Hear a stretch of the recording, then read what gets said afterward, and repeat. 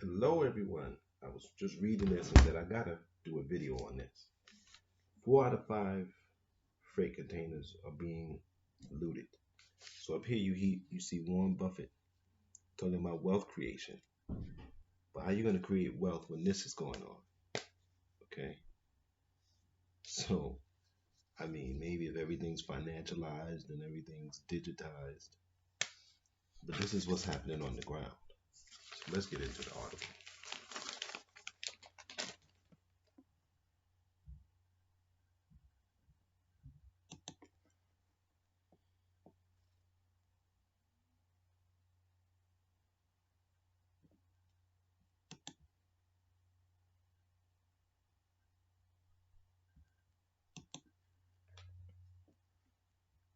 I'm sorry. I was installing. I was doing something. Something was popping up. An external drive. I got an external drive so I can use my Chromebook because I'm gonna have to be very mobile. This is gonna be my last Airbnb, I believe. So I'll be in the library and the subway. That's where I'll be. It's a shame. All these empty apartments in New York, and that's where we are. But anyway, let's get into the article. Train robbing has become the new normal in Los Angeles County, where 4 out of 5 freight containers are reportedly being looted while authorities struggle to come up with a fitting solution.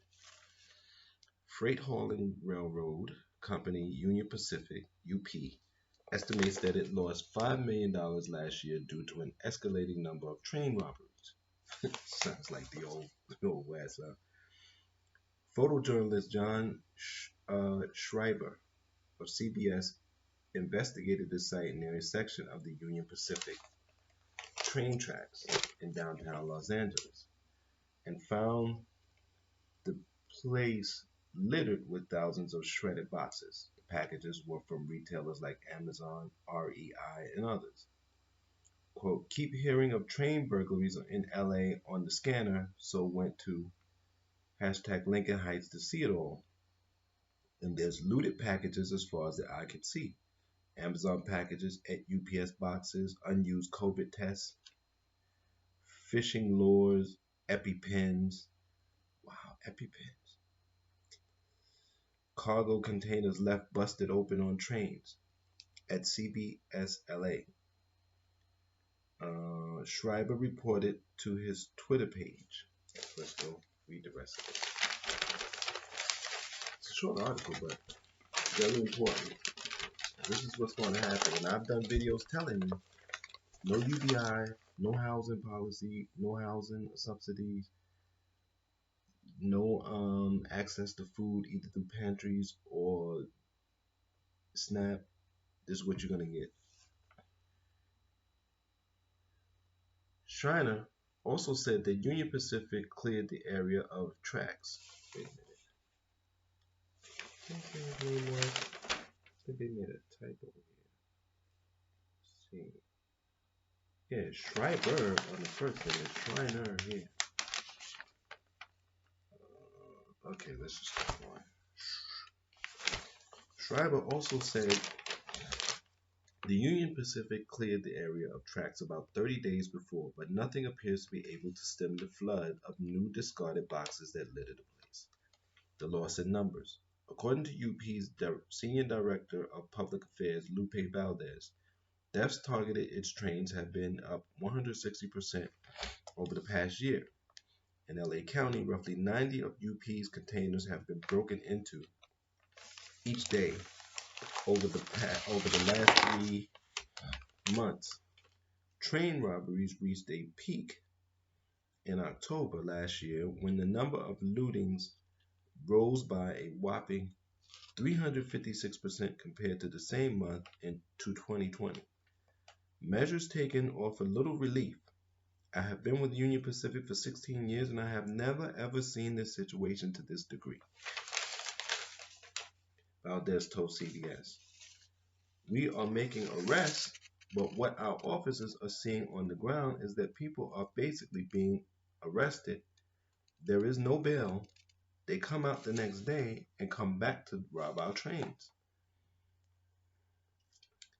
So this sounds like they're trying to get minimum sentencing here.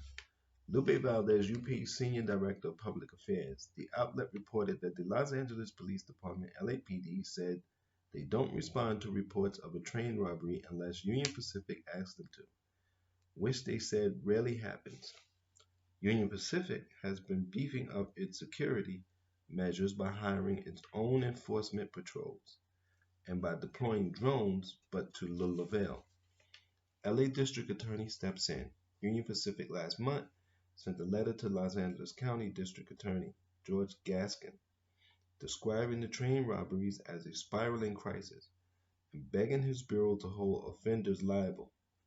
Valdez's letter to Los Angeles County District Attorney George Gaskin read in part, even with all the arrests made, the no cash bail policy, an extended time frame for suspects to appear in court, is causing re-victimization of UP by these same criminals, the letter says. In fact, criminals boost to our officers that charges will be pled down to simple trespassing, which bears no serious consequence.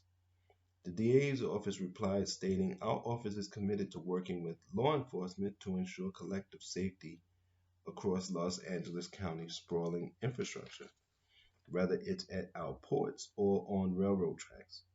Some cases presented to our office by Union Pacific have been filed, such as burglary and grand theft, while others have been declined due to insufficient evidence.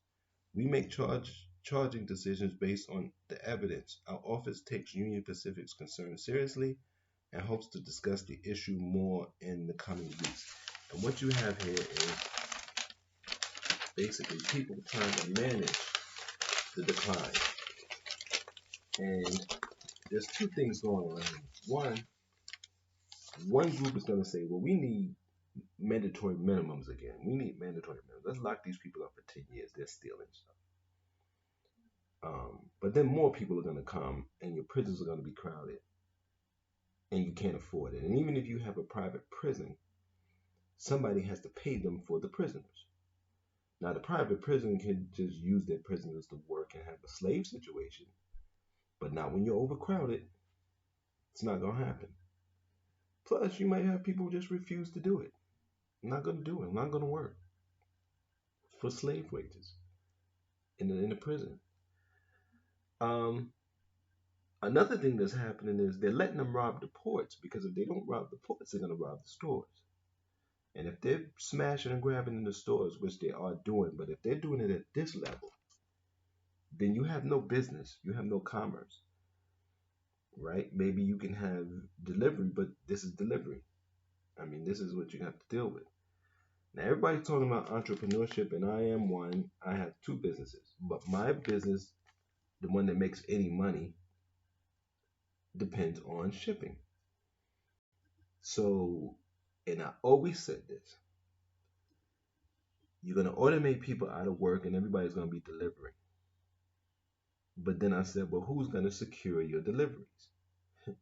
People are not going to let you just packages be on stoops while they're suffering. So again, that's why the stimulus package, the universal basic income, or subsidized housing was always the thing to do.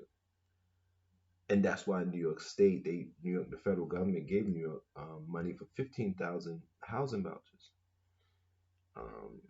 because they know, but they're not doing enough. 160 poor people in this country, 160 million poor people. Then you need 160 million vouchers, not 100,000 vouchers. That doesn't make any sense. So you need 100 million subsidized housing. Then everybody else can have luxury housing. Basic housing for everyone. You want more. If you can get more, earn more, make more, God bless you. This is what we're dealing with. So stay tuned. It's going to continue to decline. I have plans for a different kind of society where I'm building institutions and I support institutions with my viewership. I don't really have any money to that are more independent and that are more humane. socially. So let's do it. Um, and I love this article. And you never know. You get these free newspapers. You see them laying around in your post office and your thing. Pick them up. Pick them up. Until next time, try to stay safe, try to stay sane, and remember, it's a thought-based life for us.